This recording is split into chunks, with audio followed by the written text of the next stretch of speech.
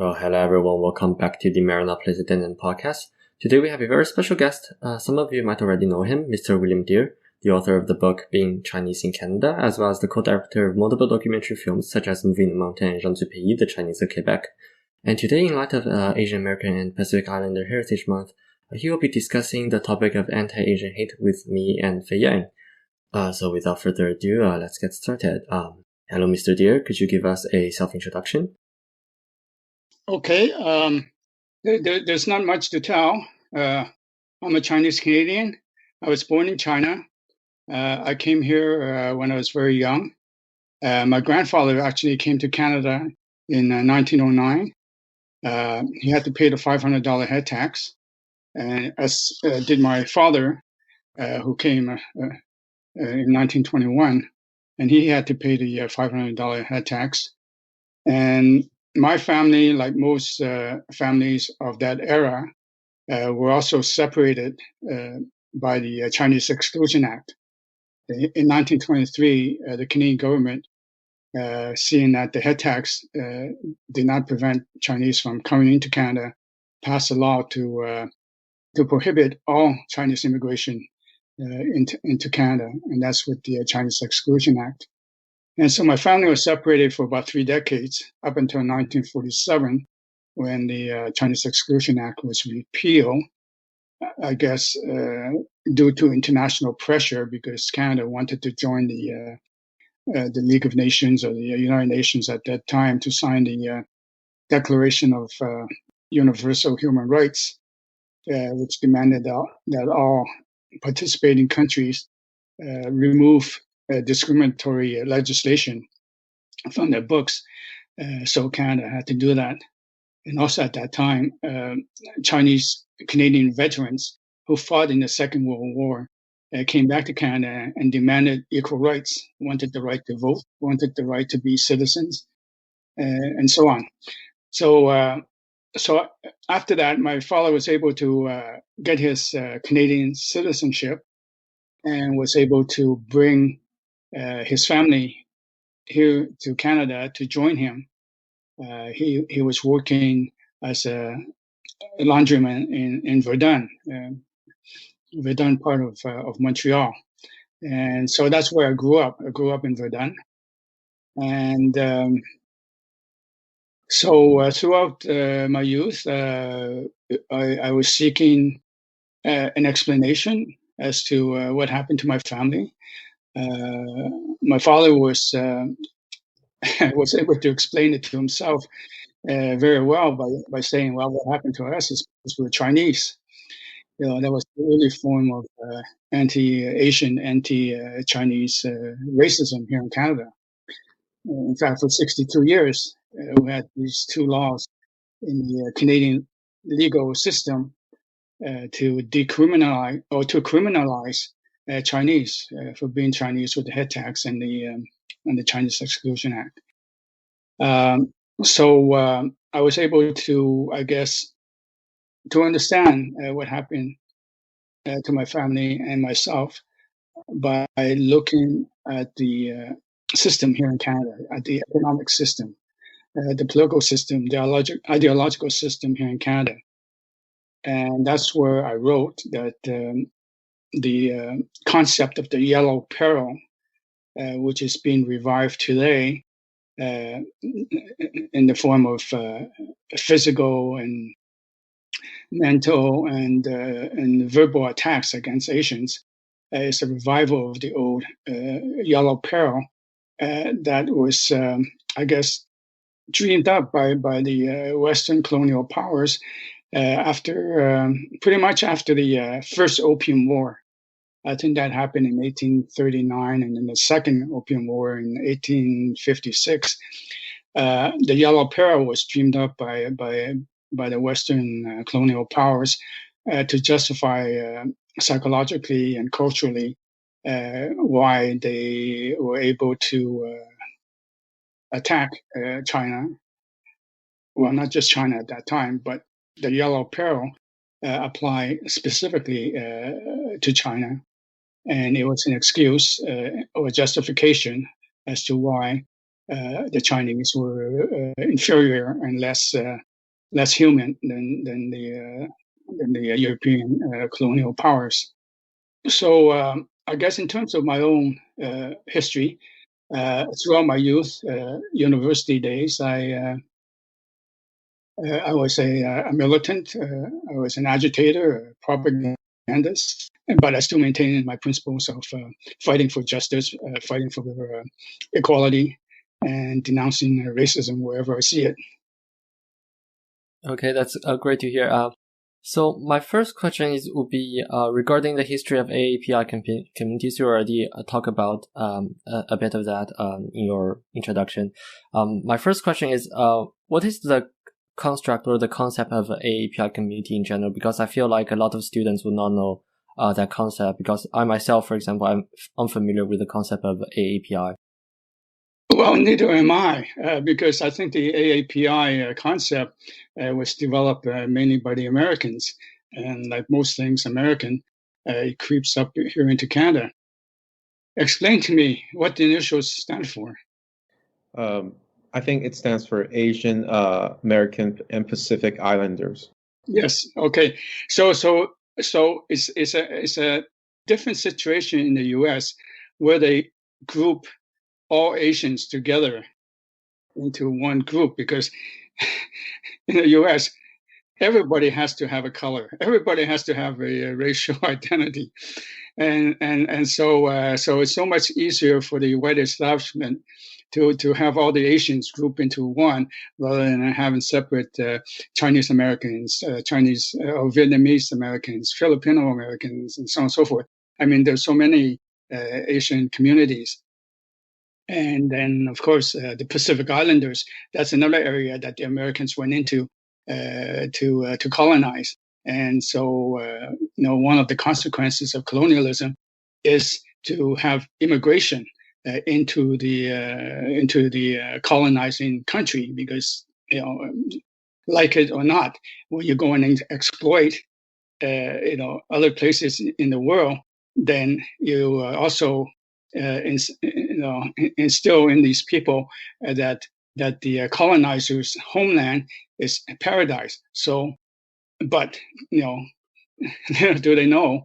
No. Once you start saying that, then the oppressed and the colonized people will start going into these places, and this is what's happening at the Mexican border. And so the white establishment is doing everything possible to try and put a stop to that. So AAPI, I cannot speak to, because it is not something that I know about. Perfect. Then that's perfectly okay. Then our next question to you is, what is a model minority, and how does that concept affect East Asian in particular? Well, I guess it comes back to the racism that we face here in Canada, and the moral minority concept is again a construct by academics in the United States in the early 70s, I would say. It's because the way immigration works here in Gold Mountain, in North America, Canada, and the US, is that, well, actually not so much in the US, but it was definitely here in Canada, that you can only immigrate into Canada through merit.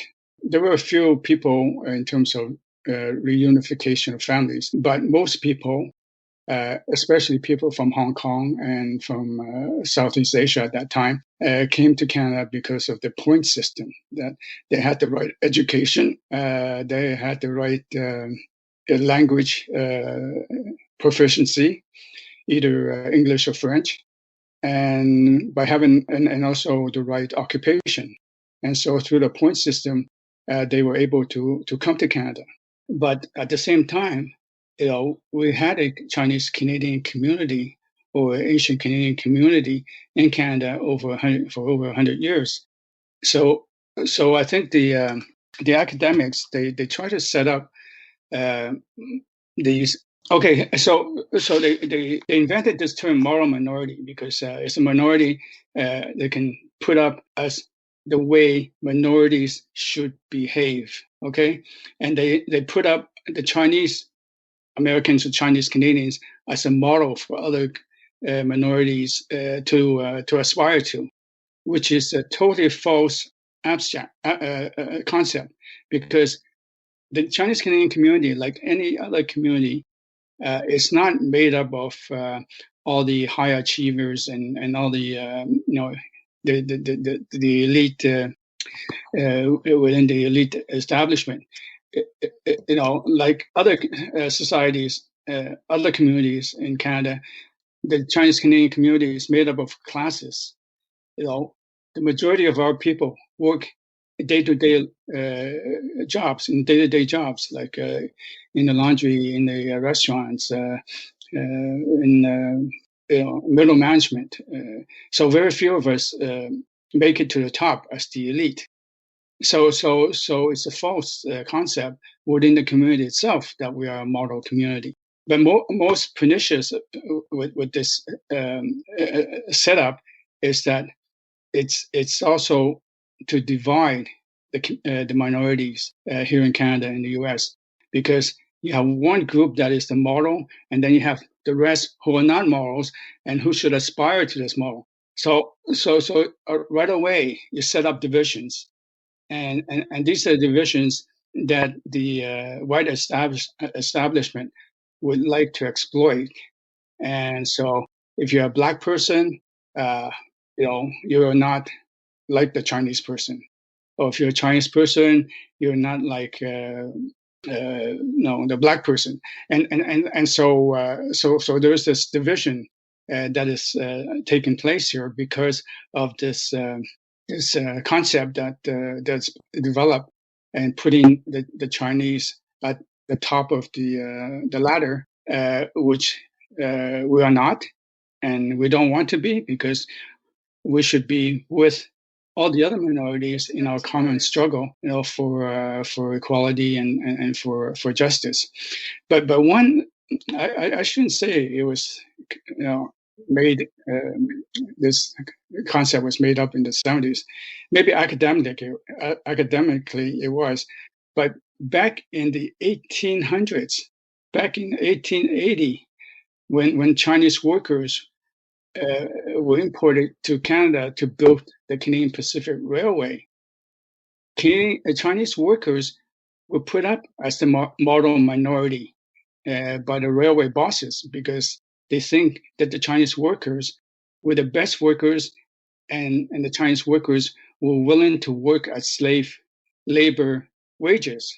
So to them, this is the model for all minorities and for all immigrants coming to Canada. You should behave like the Chinese, who don't complain, willing to work as slaves.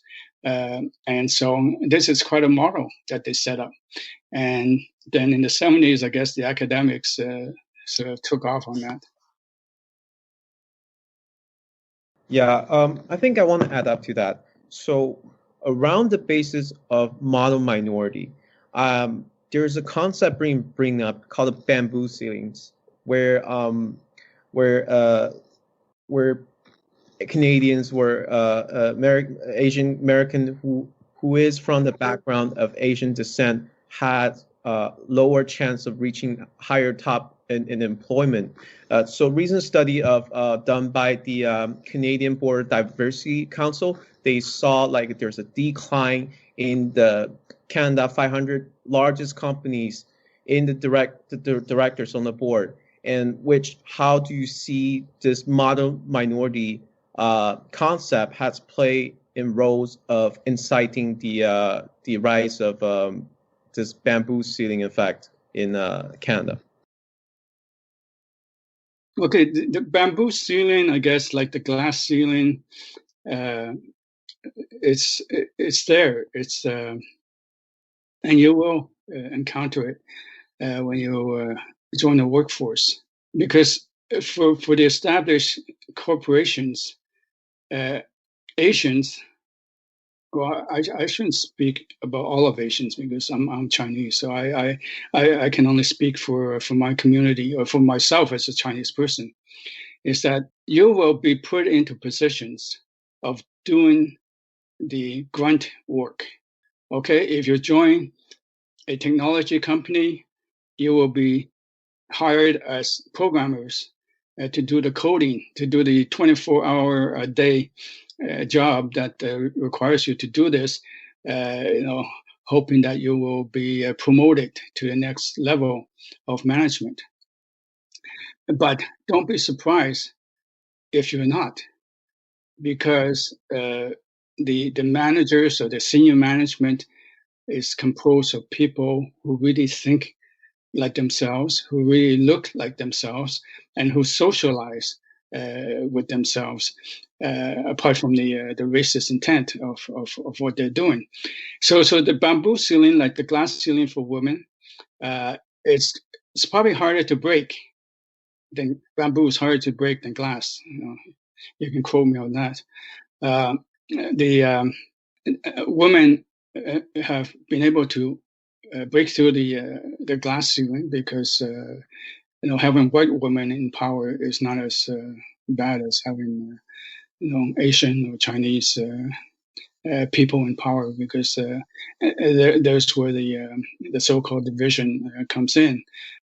So in terms of reality, this is what you'll be faced with, and occasionally you would have people of Asian descent being in high positions in companies, and it's mainly their own companies that they created and they build up, or companies where they buy into, such as the CEO of BlackBerry. He's a Chinese person, but because of what he did with BlackBerry in the past, they made him the CEO.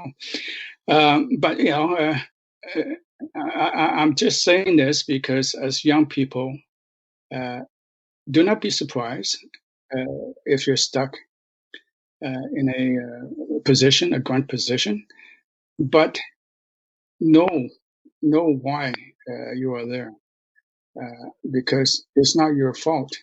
It's not because of you having not enough ability. It's because that is the way the system is. My second question is regarding the Asian community in general. So, you said back in 1880s, the railway company modeled the Chinese workers as the model minority because they were very submissive. So do you think some part of the fall lies in the Chinese community itself being very submissive? Because from my own personal experience, like the general Chinese family sort of just want their child to get a job often in engineering or in IT, and then just stay there and then don't aspire to anything like much greater. So do you think there's some part of the cultural dynamic in play that contribute to the bamboo ceiling that we talk about? Yeah, probably. I mean, there is probably a cultural element to this. I mean, my thinking is very unusual. I don't think that way, but I can understand that the majority of people in our communities think that way. That my mother, and my father, they both told me, just work hard, keep your head down, don't cause trouble. I mean, these who've come from China, they were professionals in China, engineers, doctors, whatever. And when they come here, they can't get a job in these professions because of lack of connections, lack of language skills, or whatever. And so they end up working in a factory. They work there for a number of years and save some money. And the Chinese are well known for saving money. They save enough money and they buy themselves a little business. And more often than not, they buy themselves a debonair. So you work harder in a debonair, you can make a little bit more money, but and then you get your kids to work there as well. But this is this is a living. It's and I think a lot of people like that in that situation. You have a few who maybe make it to the top. You have a few who become accountants, who become lawyers, engineers, or whatever.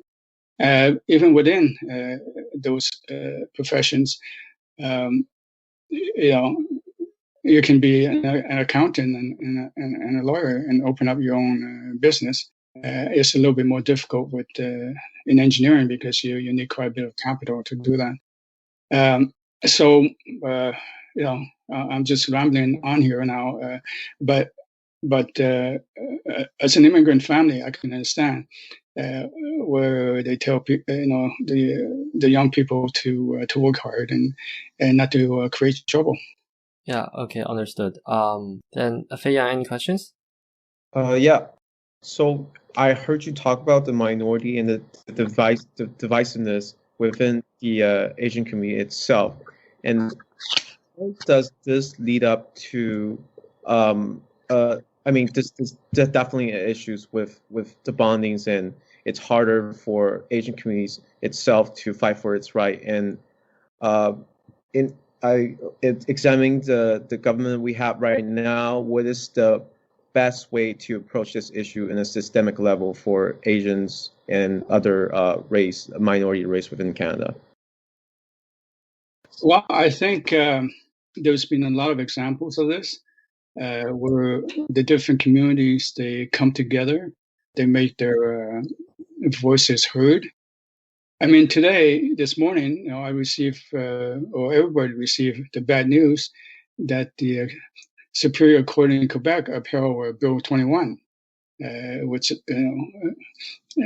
codifies discrimination within the Quebec legal system, not allow people to express their themselves, and excludes people from being civil servants and being teachers. So people have to fight back. People have to raise their voices to demand equality. That's all I can say is that, and we have many examples of people doing that. For instance, within the Chinese Canadian community, we went through 20 years, 22 years to be exact, struggle of getting an apology for the head tax in the Chinese Exclusion Act.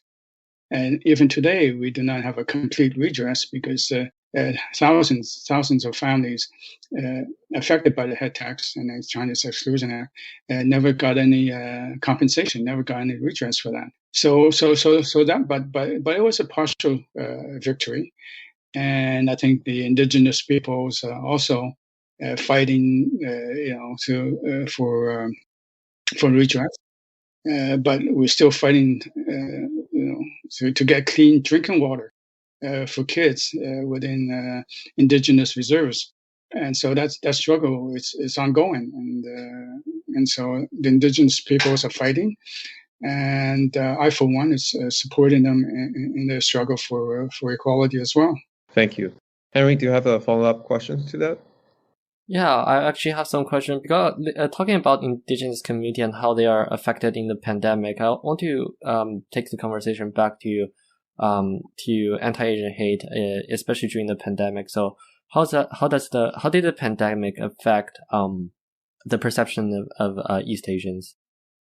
Okay, when Canada is in a situation of duress, the government tends to find, or Canadians tend to find, scapegoats and find an easy explanation as to why. I mean, during the Second World War, Japanese Canadians were locked up in concentration camps and all their properties were confiscated.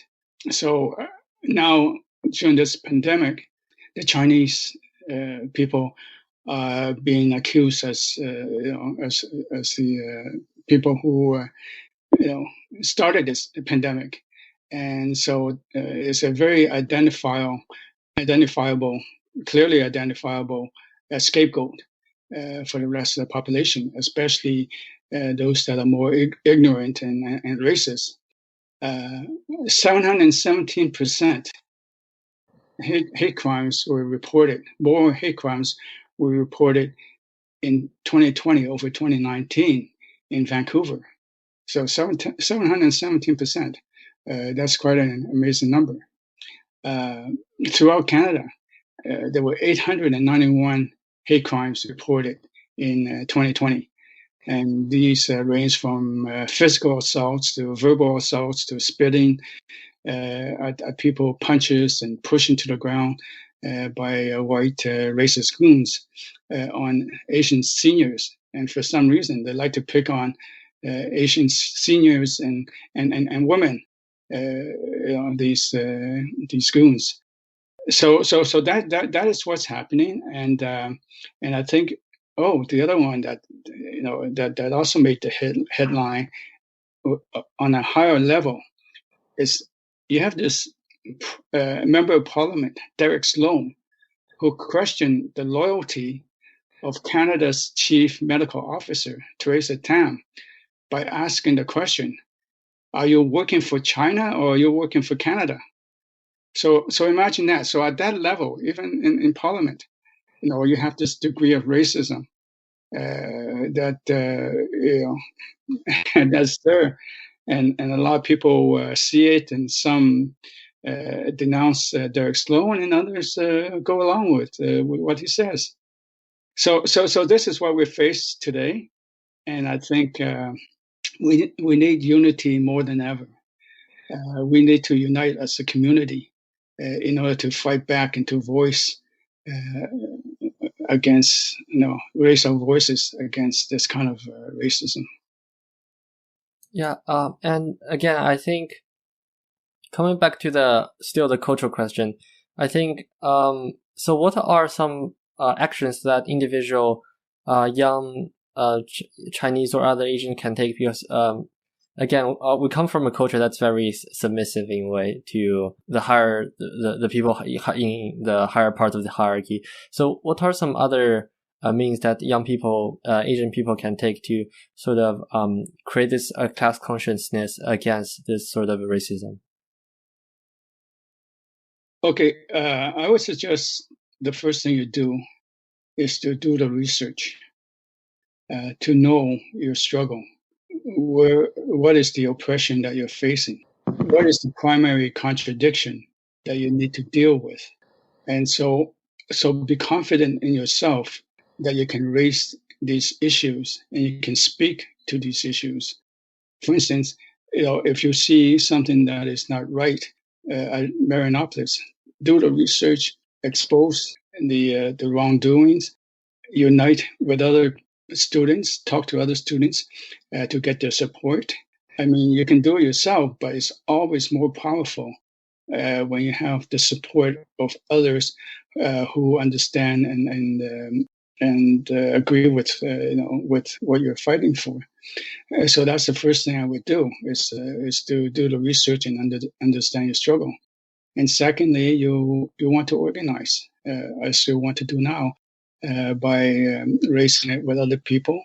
You can start off small with just the two of you, but if your explanation of the issues and your struggle is a just one, other students will come and they will support you, because young people have tendency to fight for justice. And so if your struggle is just, then you will get the support of others.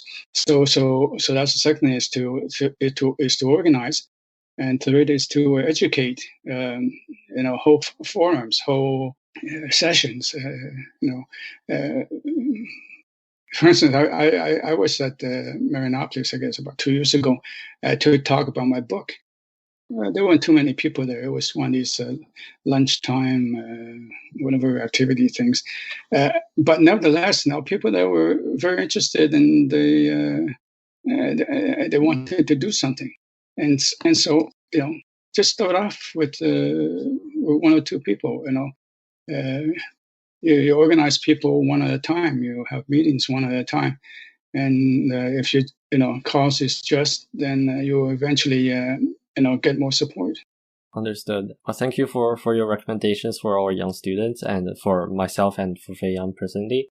Now I want to sort of move back the topic to a more governmental level and also the media level. I want to talk about the mechanism that's perpetuating the anti-Asian hate and also racism at both at the governmental level and also using mass media and newspaper. Well, there are different layers to this question, because on the surface, everybody comes out to denounce anti-Asian racism. I mean, nobody in their right mind would say they support they support Asian hate and blame the Asians for the pandemic. Nobody in their right mind would openly come out to say that. So they do it subtly. I mean, when you're bombarded every day with an enemy that's easy to identify and easy to denounce here in North America, then it has a percolating effect on the communities. And what I'm talking about, and I think Henry and I have some exchanges on this issue of the demonization of China. And so when you demonize an identifiable target of China, and of course China has 1.4 billion people, and then you have the Chinese diaspora around the world, which is I've forgotten how many now, in the tens of millions, and so that's a lot of people to demonize, and so and I've heard this said, you Chinese people, you don't respect human rights. You're communist, authoritarian people, and that's how you think. And so it's very, very easy to attack Chinese people because of that. Because supposedly here in Canada, we have fair play and human rights for everybody, except, I guess, the people who don't have it, like the indigenous people, minorities, and Asians who have been attacked. But nevertheless, that's that's why it keeps going. Right? I mean, it's a gift that keeps giving. Because when you write something to attack China, it's very easy, and then other people want to write the same thing, and so in the whole mainstream media, you do not find a single article to explain the Chinese point of view. Not a single article in the mainstream media. So the articles you have, like in the Globe and Mail, and the Montreal Gazette, Maclean's Magazine, National Post, all the articles that demonize China. China is not being forthright. China is covering up. China is not transparent, and that's why Trump is got into so much trouble with the pandemic in the United States. So Trump can easily blame it all on China. It's the China virus.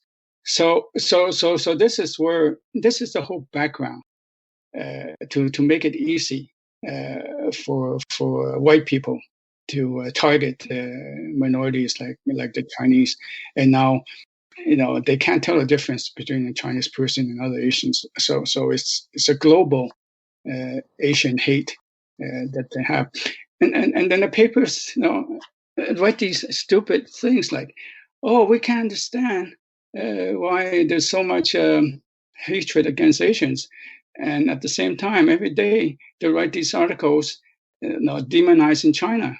So you have an article here saying that China is bad. China dehumanizes people. And then you have an article over here that says, no, we have to come to terms with Asian hate, anti-Chinese racism here in Canada. And it's the same newspaper and with articles on the same page. On the top, hate China, and on the bottom, stop hating Asians. It doesn't really, correlate when you have these kinds of sentiments. Oh, so coming on to the fact that you talk about no article explaining the perspective of China. So as you're sort of an expert on the topic, could you give us a rundown of the Chinese perspective? Oh, geez, you're asking a lot of me now. I mean, we don't have that much time. Where do you want to start? Just very broadly, I guess, then. I guess the only thing I can say is that after the Second World War, the United States became the major hegemonic power in the world. It had an opposition by the Soviet Union, but the Soviet Union was not as strong as the United States was. And then at the same time, in 1949, the Chinese liberated itself from what they call a century of humiliation. I guess counting from the Opium War, when 11 European colonial powers occupied China. And so China was suffering from feudalism, the old feudal system, and from colonialism, where the colonial powers occupied China and exploited the Chinese people. And that's why many people, like my grandfather and my father, were forced out of the country to come to Canada to earn a living for themselves and for their families. So in 1949, China declared liberation from the past. And so within at least within my living memory, that's been the dichotomy between the American hegemony and other countries who are trying to liberate themselves from under the control of the American hegemony. So China, for a very long time, remained a very poor country. And I don't know when your parents came to Canada, but I'm sure a lot of people here in Canada, Chinese people in Canada, came when China was trying to rebuild itself in the 50s, 60s, and even the 70s. And so that's the historical context of the Chinese people and the Chinese government. And I guess since the 80s, since the political upheaval was over in China at that time, to try and find a legitimate, approach to building Chinese society. I guess you could say it started in the 80s after the Cultural Revolution. So in the last 40 years, China was able to alleviate poverty, where they brought out of poverty 800 million people. And as the president of China, Xi Jinping, said, the greatest contribution that China can make to the world is to keep 1.4 billion people from starvation. And this is the essence of what the Chinese are doing. And so in the meantime, the Americans don't like this because they don't like to have a major power that is competing with them, and they don't want a major power that is that's offering people an alternative to their way of life. And so Obama, after the 2008, 2008 was an inflection point in world history because of the financial crisis, the 2008 financial crisis, which hit hard the Western capitalist world. And so, whereas China came out of it fairly in good shape because of its socialist system that they had. So Obama and Clinton, and now you have Biden. That whole team came up with the pivot to Asia, China containment strategy policy. And so what that means is that it was mainly a military strategy. So they moved 60% of their naval fleet, into the Pacific. They surrounded China with about 132,000 troops, new troops, and set up their bases in South Korea, in Japan, in the Philippines, and also their occupation of Afghanistan. So militarily, China has been encircled, and so in order to defend itself, China build up some bases in the atolls and reclaim islands in the South and East China Seas. But even there, the Americans would not allow the Chinese to do that in peace, and they keep saying that this is a demonstration of Chinese aggression. These bases are within 200-300 miles of the Chinese mainland, whereas the American bases are about 3,000 or 4,000 miles away from the American mainland. So who's being aggressive and who is not? But nevertheless, I guess the most important thing is that China wants to break out of this encirclement, this military encirclement, but not militarily. They are doing it by developing their infrastructure, by developing their economy, and by developing the well-being of their population. And so that's why over 90% of the Chinese people are fairly satisfied with the Chinese government. And in comparison, you have 35% of Americans who are satisfied with their own government. But the Americans don't tell you this. So this is this is what's happening, and it's a clash. It's a clash of ideologies. It's a clash of civilization, really. And so this is where we're at. And Canada rides the coattails of the Americans. And so whatever the Americans say, Canada pretty much follows suit. The Americans were the first to declare so-called genocide in Xinjiang, and Canada was the second. And I think there's only a handful of countries in the world that actually went that far. Whereas even the American State Department lawyers say legally this is not genocide, and they caution the Secretary of State Pompeo from making this announcement. But Pompeo was an ideologue, and so and there are many ideologues here in Canada as well. So that's where we're at, and but nevertheless, I can say all these things, but at the same time, I want to unite with others within the Chinese Canadian community. Put aside the home country politics, put aside the ideology of hate, of division, and let's come together to defend our community against racism, against the Asian hate that we're facing today. Because those who want to raise these issues as points of division, are actually doing a disservice to our community. Because we can put aside these issues, these ideological issues, because we cannot really solve them on our own, and come together and unite as a community. And I think this is probably the best way to counter the anti-Asian racism that we face today.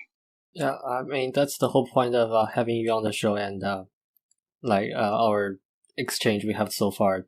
My question now. Let's go back to the newspaper bit a bit. So, do you think that the lack of representation of Asian communities inside mainstream media, on newspapers, in TV series is a problem for anti-Asian hate or any other type of racism? This is a mixed question. It's a mixed answer. I guess your question is quite clear, but my answer is going to be mixed. In the media, you have people who pretty much think as a pack. Okay, if you work for the CBC, even if you're an Andrew Chang or the woman Rosemary Barton, you both have to say the same things.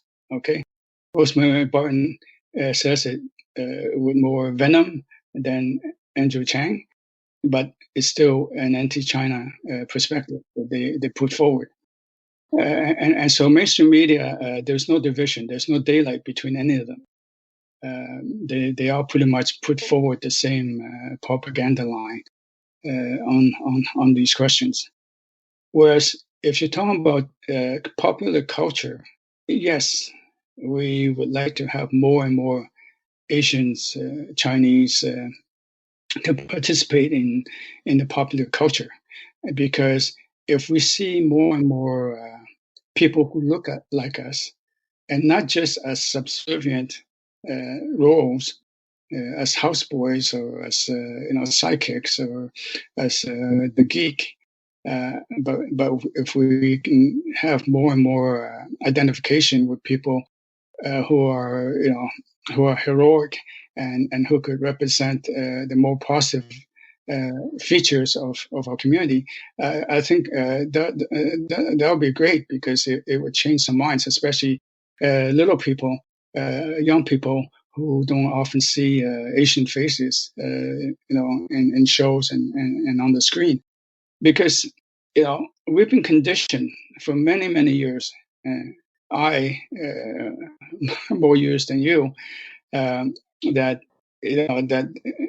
especially in American culture, American films, that Asian men were weak and were effeminate, and not capable of being heroic, whereas they exploit Asian women with the fetish that they have for Asian women as being a demure, sexually available, obedient Asian woman. And so these stereotypes that they bring out in the film industry, in the American culture, I think we're slowly chipping away at that by having more and more people of Asian descent featured as as lead actors in heroic roles. And coming back to the newspaper, I want to just add to what Mr. Dere has said. It's we recommend a book called Manufacturing Consent by Noam Chomsky, which explains the concept of mainstream media and the selection of the right personnel for the production of news really well in that book. I believe Mr. Dere would also recommend that as one of the resources. For students. Yeah. Next question is actually regarding Canada more in particular. So the policy or the facade, let's say, of multiculturalism within Canada. So Canada has sort of been picturing itself as like a multicultural country.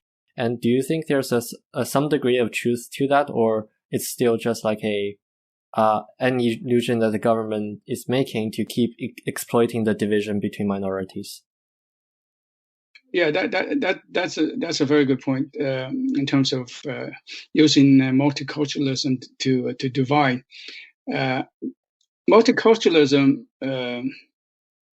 I guess, started in the 70s by Justin Trudeau's father, Pierre Trudeau, and like I said, it was more to to put Quebec nationalism in its place than promoting other cultures as such. And because by promoting other cultures, then he's trying to say that Canada is not just the English and the French, and there are other cultures in Canada, which is probably a reality. But the multiculturalism that they wanted is the song and dance kind of multiculturalism that every year, Asian Heritage Month, we come out to put on these dragon dances and these fairy tale, dances and enactments from these, cute Asian, history. And so that's probably their vision of multiculturalism. My view of multiculturalism is to have culture and the arts to depict the history and the everyday experiences of Asian people, Chinese people. And this is where I see some of that coming out in terms of novels, in terms of plays, in terms of songs, music, dances that Asian Canadians do to represent our heritage in terms of experience and our struggles within Canada. And so multiculturalism does give us a bit of space to do that. And if a person places cards right, you could probably get a grant from Heritage Canada to do some of this provocative and, dare I say, subversive activities to promote our culture and our experience here in Canada. Maybe one last thing I'd like to say is that in Quebec, it's a little bit different. There's very little space for a minority culture in Quebec. And the doctrine in Quebec is that you have to call it interculturalism. They don't like multiculturalism. And essentially, interculturalism means that all other cultures revolve around the Quebecois culture. And so your culture and my culture would have a reference with the Quebecois culture. And so that in itself does not give us too much space to express ourselves. Okay, understood. And so really two different models between the rest of Canada and in Quebec. And do you think we have to approach the question of multiculturalism or in Quebec interculturalism in different ways, or are there still similar strategies that minorities and Asians can employ within these two systems to renegotiate their power? Well, I don't think we need to have that in mind all the time and to negotiate it in different ways. I think what we need to do is to express ourselves through our cultural works, to express our history, to express our experiences, to express our culture and struggle, over the last 150 years that we've been in this country. And as long as we're true to ourselves in doing that, I think that kind of work, cultural work that we're doing, will speak for themselves. And by putting it forward, you will establish yourself as either multicultural or intercultural. So there's no point to debate the politics of multiculturalism or interculturalism. This is as much as debating, Quebec nationalism with, Ottawa federalism. I mean, it's not our debate. Let's put it this way: it's not the debate of the Chinese Canadian community to have. We do not want to get caught up in this dichotomy of languages, which is try and speak as many languages as we can, but the main thing is to push our own culture forward. Okay, perfect. Fei, any questions? What would you say to those different groups of people in the Asian communities who have different ideologies and just that are totally indifferent of being united? What do you say to those people who don't believe in uniting in Asian communities and only in for their own group of interests? Okay. Yeah, I'm not really sure what people you're talking about, but the only thing I can say is that as an activist, as a cultural worker, that we need to know what our identity is, and also to take pride in our identity. So first, you have to be aware of what your identity is, and secondly, take pride of your identity. And by doing so, then you can move forward with that in mind. So people who want to divide us, or who want to divide the community from within the community, I don't know what their motives would be. Well, I know what some motives are, but I don't want to get into that debate right now. Oh, perfect. That's, well, then that's okay if you don't want to get into that debate.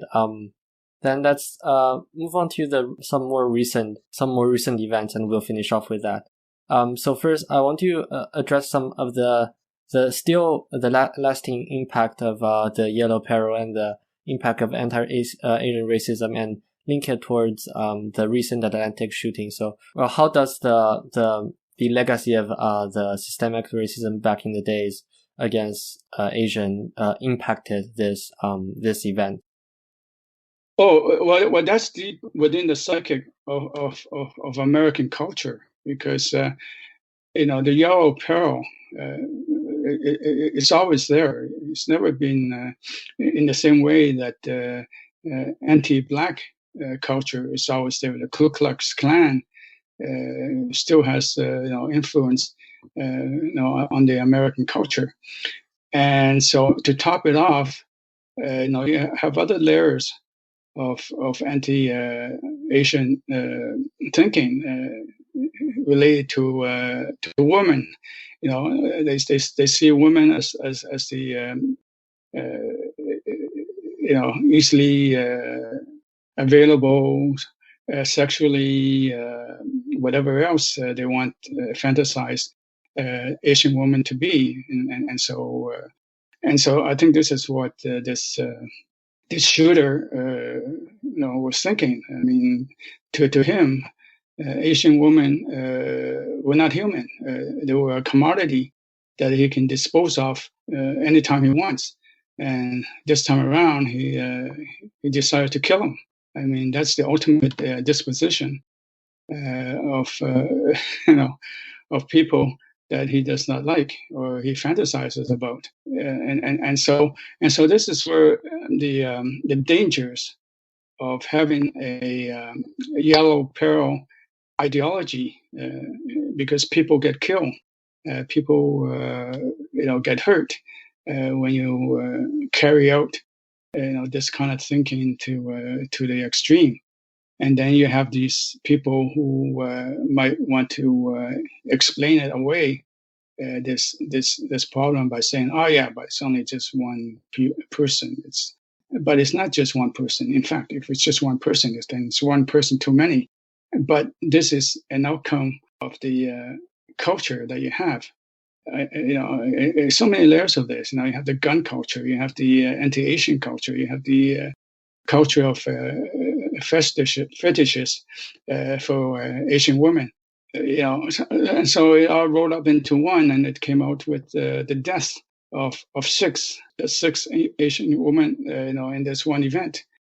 But this is something that we need to remember. I mean, it's been a month or two now, and people quickly forget. But this is something that we need to remember, mark it as a milestone in our fight against Asian hate. Yeah. Fei, I know you have a lot to say about this topic. Do you have anything to add? Sure. In terms of political apathy, there is a high degree within Asian community itself, and there seems to be gridlock in Asian in participating in politics. And what do you say to those people who have the interest of going to politics who are in Asian descent? Well, you do have quite a few Asian people participating in politics these days.